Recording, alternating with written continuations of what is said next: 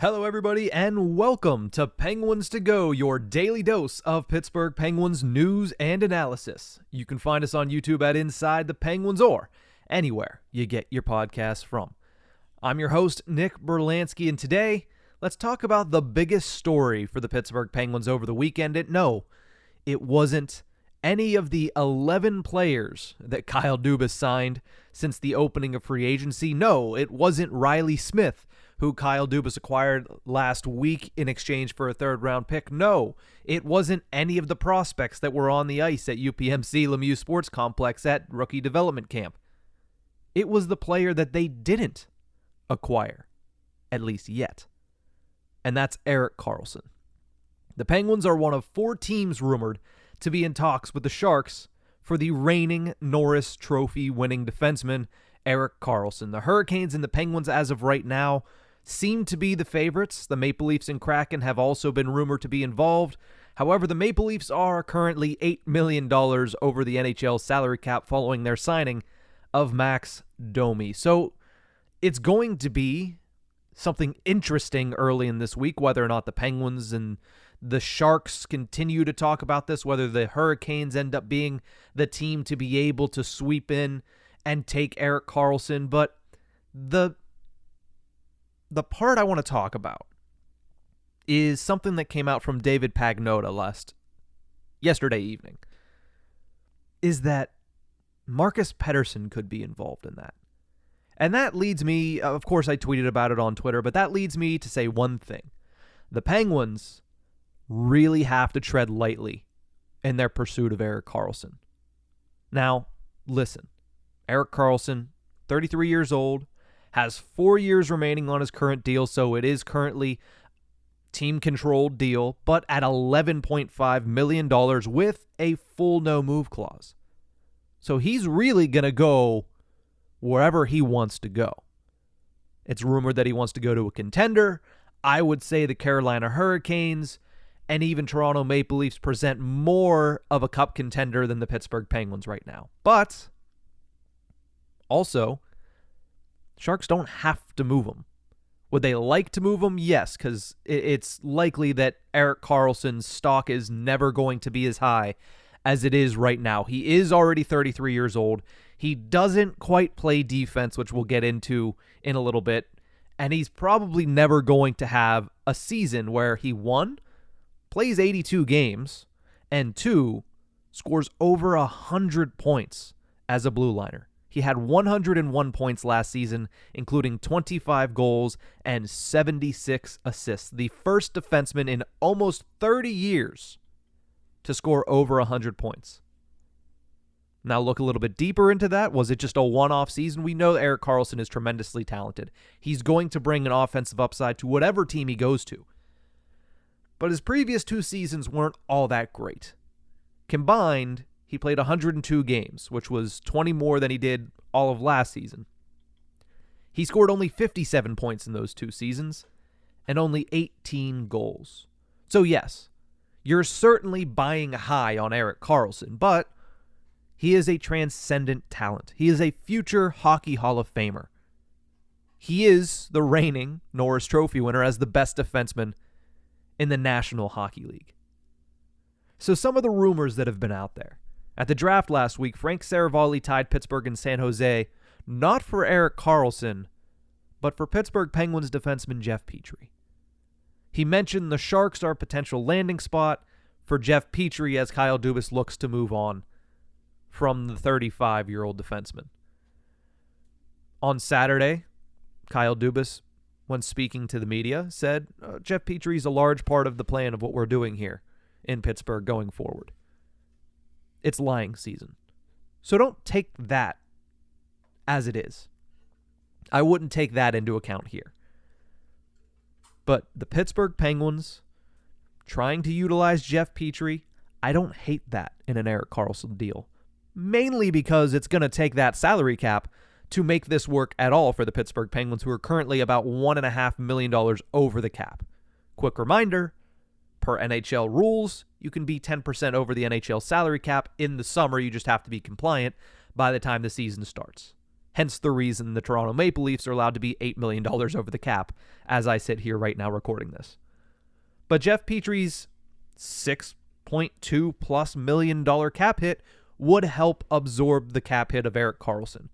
It was also reported around that same time by Chris Johnston that the Sharks are willing to make Erik Karlsson an $8 million player, which means they would retain a little bit over $3.5 million on the contract.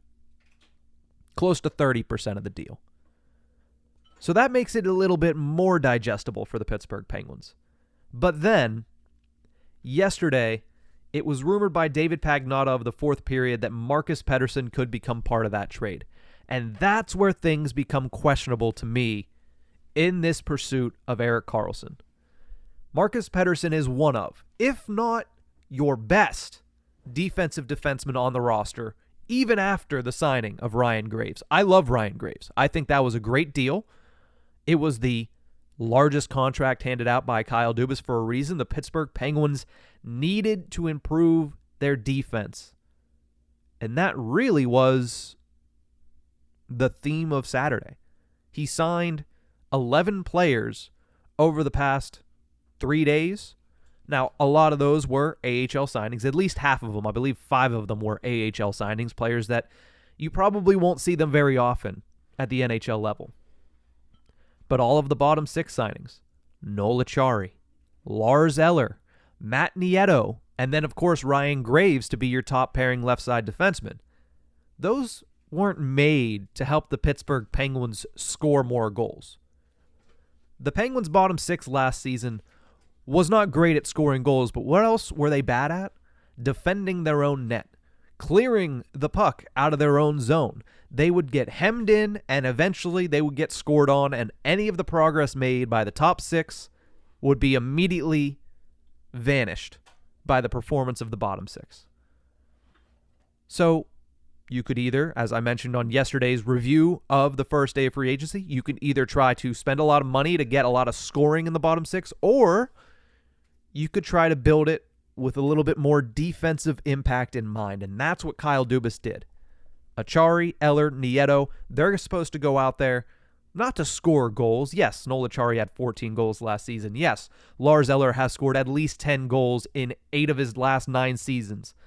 But that's not the reason the Penguins acquired him.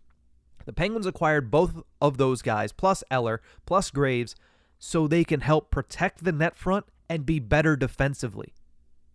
Yes, they brought back Tristan Jarry, and yes, they overpaid him a little bit. But what else did they do? Look at the moves around it. They tried to make Jarry's job easier. They're protecting their investment in Tristan Jarry by getting more defensively responsible players. If you bring in Erik Karlsson, it is not for his defense. Not to say that's a bad move.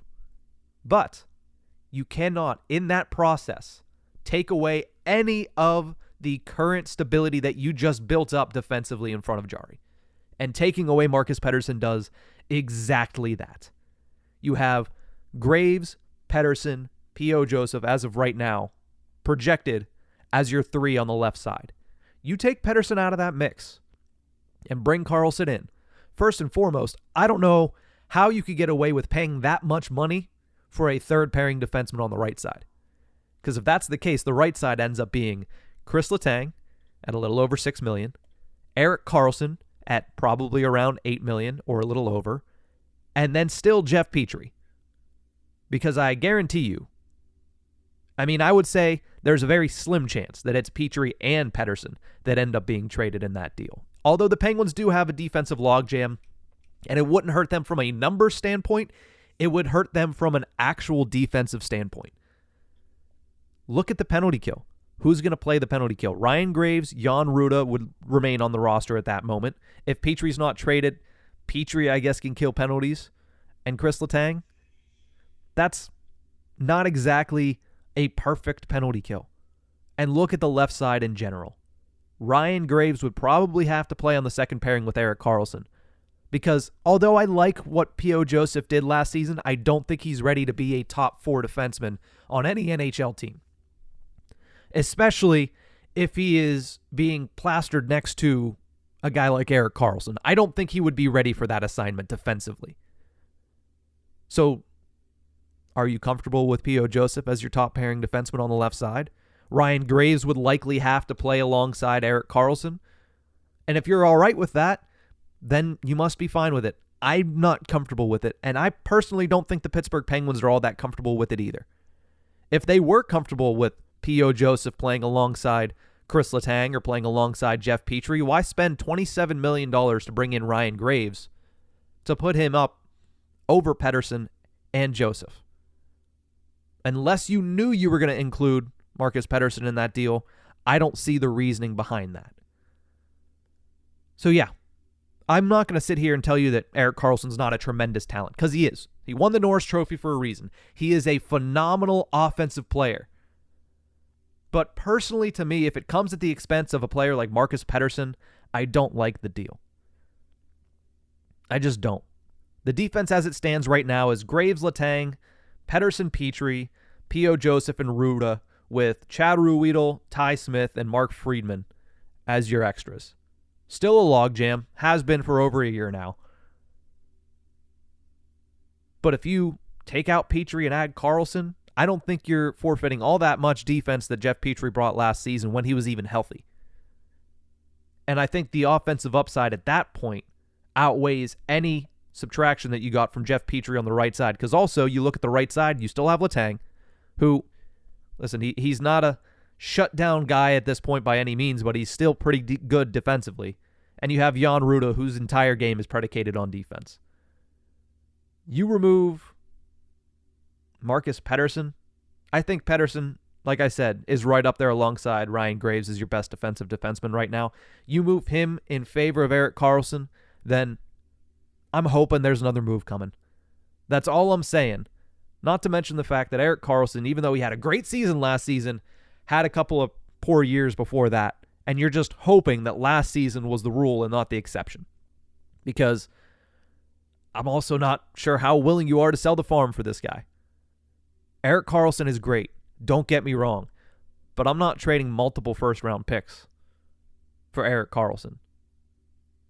You're just not in a position where you can afford to do that if you're the Pittsburgh Penguins. The Carolina Hurricanes, if it becomes a bidding war, probably have more to give, more to offer than the Pittsburgh Penguins.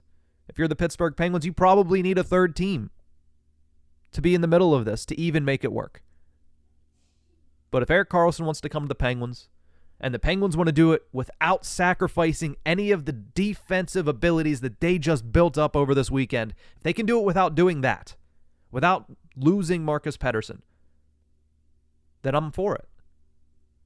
But I would like to have Ryan Graves, Marcus Pettersson, and POJ as the left side of the Penguins defense heading into training camp. And that's the reason I think the Penguins need to be a little wary of going all in on Erik Karlsson.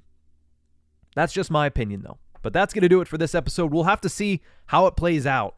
It could happen very quickly. It could be, honestly, I'm hoping it doesn't, but it could be resolved as soon as the time I hit stop recording on this recording here. I'm hoping it isn't, because I hate when that happens, but hey, that's how free agency works. That's how the first week of July always is around the NHL. But that's going to do it for this one. Thank you guys so much for tuning in. Remember, you can find us on YouTube at Inside the Penguins or anywhere you get your podcasts from.